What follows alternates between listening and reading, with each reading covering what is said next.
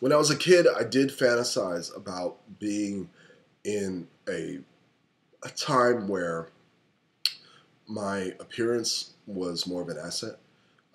Because it wasn't when I was growing up. I mean, I look different from the other kids. If you look different from the other kids, you get picked on. Worse, my parents sent me to Quaker school, so I didn't know how to fight, and so it just kind of put me in a bad position.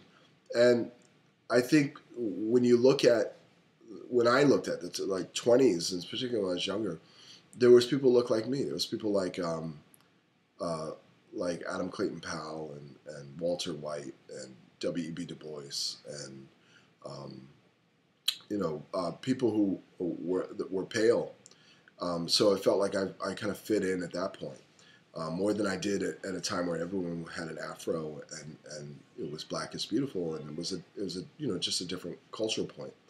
So, but it has changed, and I have twins. I have an older daughter, and I also have twins. And my twins, um, one looks more European. My father is Irish, and uh, Irish American. They've been here for about 100 years. And my mother's African American.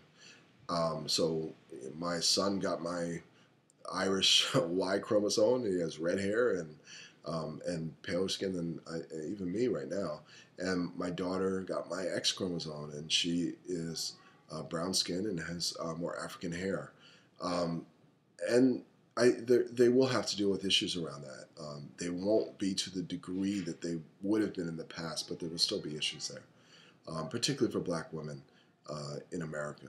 Um, Issues of beauty and issues of the way society values you. So it's not like it's a perfect world, and this is just this kind of footnote on the past.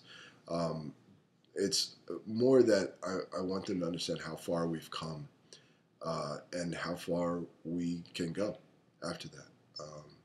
And I think if you look at it from that perspective, it ceases to become this bleak kind of comment on human history and more of a tribute to how much work was done and how far we've come since then.